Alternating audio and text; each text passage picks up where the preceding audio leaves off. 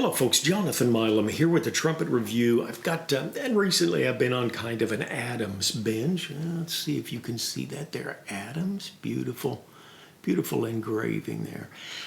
This is the Adams A3 SH Fulcrum. I think the SH stands for Steve Hubbard, who helped him design this. Very interesting instrument, and I wanted to get my hands on one for quite some time and was just a couple of days ago able to do it. Thank you so much, Patrick. I do appreciate your assistance with this. It's mine right now. The thing about this horn that really struck me was it's the 60 gauge that Adams puts out. I had an A2 of theirs, wonderful horn, which is up in Canada right now. Eh? Pardon me. Heather, I hope you're enjoying that wonderful, one of the finest trumpets I've ever played. It's got a 50 gauge. The 60, of course, is even going to be thicker.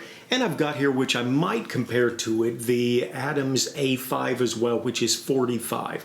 I've also got an A6, but it's put away right now, which is a 40 gauge. They're thinnest. So I've got the thinnest, which is the 40 gauge, the thickest, which is the 60. Very rich, full tone. But that's not all that distinguishes the A3 and especially the SH Fulcrum model from the others. If you can see, I'll line these up just as well as we can, the forward valve set of the A3. Yes, it harkens back to the great Olds recording and some of the balanced horns that they used to put out. I think Selmer put them out as well. But also this one, again, like the Olds recording, you've got the offset valve. Your second valve is a little further from the palm of your hand since the middle finger is a little bit longer. Very nice. Just delightful trumpet. It does have the reverse tuning slide here, so you've got a longer lead pipe, and really, the reverse tuning slide is much more efficient. I think all the Schiltes have it. It's just, it's efficiency in a wonderful, wonderful way. Now, everything is cool about this. Oh, the tail of the scale. I almost forgot. This fine beast, that's the A3 without the mouthpiece, weighs in at 40 ounces, 40.2 ounces. And we've got the Adams A5, which they call their more of a lead horn. It weighs in at 33.1, so a full 7-ounce difference. Was that 7.1 if I recall correctly? Indeed, 7.1 ounces heavier. It's got the live bell, but it is thick. Okay, very hearty sound. I was going to apologize a moment ago. It's morning here. I've got to be heading out, flying out in just a few minutes for work. And my lips are not cooperating. I just do not enjoy playing in the mornings. I've actually been working on that, doing a lot of exercises in the morning. And it's just one of those days, I just feel like the guy that said I just washed my tongue and I can't do a thing with it. But just struggling, but I've got time, and so we're going to try and do this. Okay, would like to play something fancy. I just can't. So we're just going to go with If I Only Had a Brain.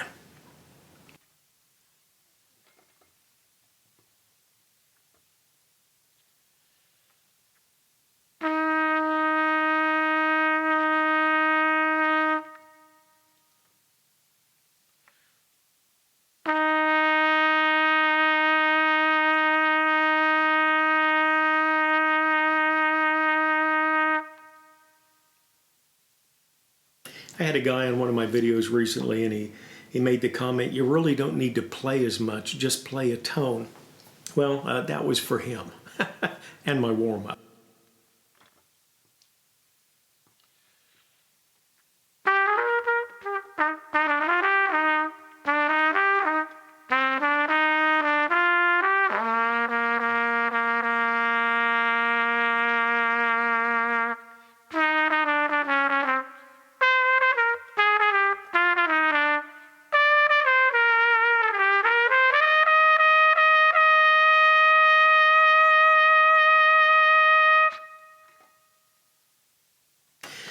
I was playing yesterday and just trying to get the balance of this horn, and I actually took it out into my living dining room. You know, the newer homes, they're all open. And was playing that, and and I thought to myself, really, in the lower range, it's almost got the mellowness of a tenor trombone. A couple of other things that I needed to mention, I'm sorry, failed to mention that, but on the third slide, like the old recording, you've got the trigger here. Spring-drawn trigger. I like that. It does take a little getting used to. I usually grip the horn like this, and when you pull the trigger, then it's butting up against the second finger. So I'm just tucking that behind, and that gives me the opportunity to pull that leisurely. I really I've never been smooth with the third trigger, and recently have been using the first trigger just about as much as the third. You do have a first trigger stop screw, so if you like to use that, it'll prohibit you from pulling it out, which certainly could prove embarrassing. Okay, I'm going to play that just a line or two again, then I'm going to pull out the A5 to give you a little difference. Mics don't always note the difference in timbre, but believe me, the A5 is a much brighter sound. The A3 is certainly, with its thick bell, a little darker, fuller sound. The A3 again.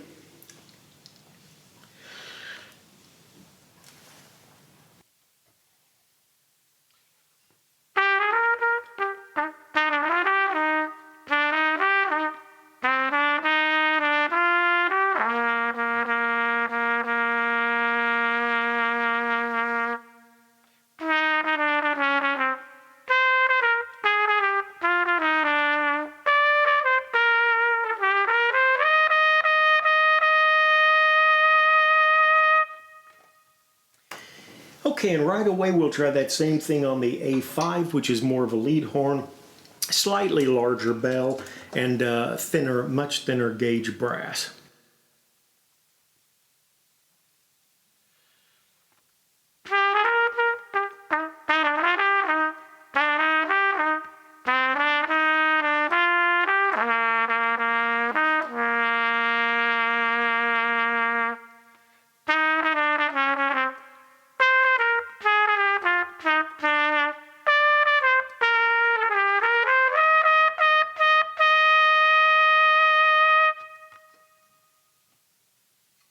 And the A3 quickly again.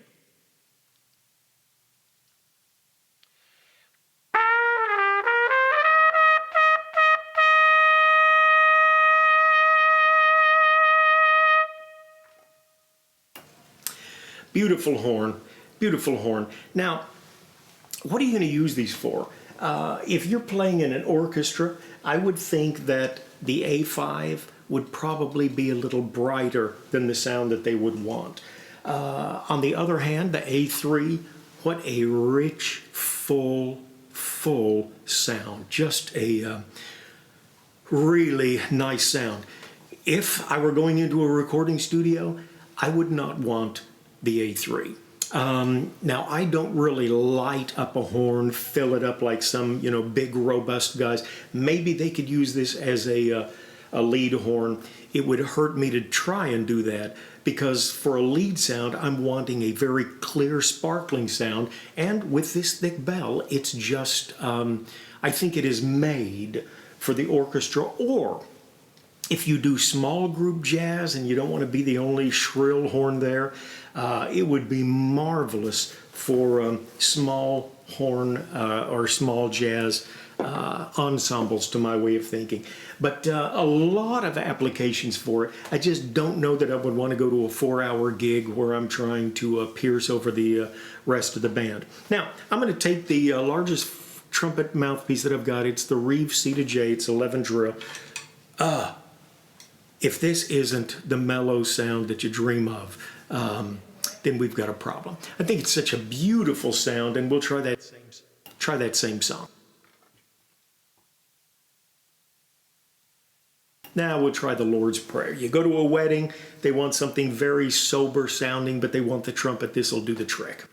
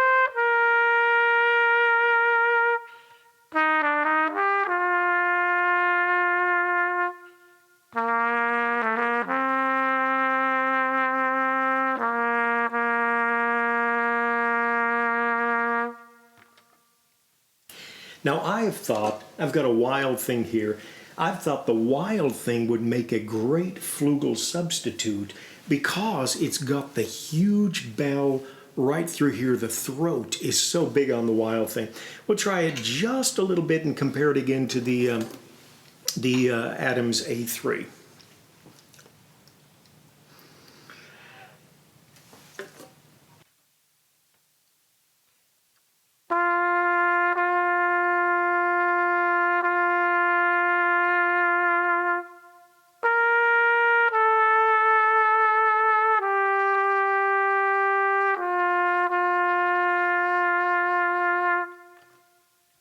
And back to the A3.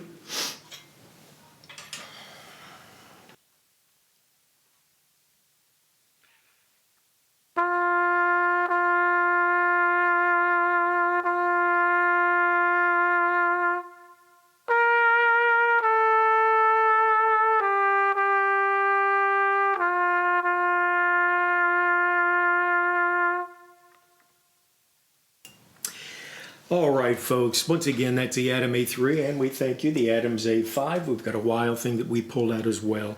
But magnificent horn, love the offset valves. And I've read about guys that bash their teeth in because they weren't used to the forward placement of the valve set. I've played a recording off and on for months and just pulled it out with a bunch of other horns. I've never had the slightest problem with that. If anyone ever did that, I might laugh, but I just can't imagine it. Perhaps the reason is I trade horns so much. It's just, I'm very careful, but it's just never even been the slightest bit of concern or problem. And majestic 60 gauge, I wondered what that would sound like. I don't actually know that it is the horn for me. The sound picture that I have is of a clearer, sparkling sound.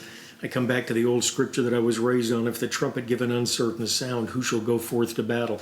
But, for battle you wanted that piercing blast. And to me, the lead commercial sound is just more what I'm oriented to. I'm not into rock, not into bands, not into funk gigs.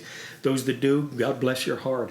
But still, I like that clear sound. It's a little hard for me to achieve that with the A3, but oh, for that mellow, symphonic quality, it is an excellent, excellent horn. Thanks so much for your time. We enjoy the comments, and of course, always appreciate the thumbs up, but more than that, the comments, the give and take, the experience that you've had with horns, the offset valve, the forward valve set, things like that. If you've had the horns before that had that, please do pitch in. Say hi and take care of yourself and someone else that's near you.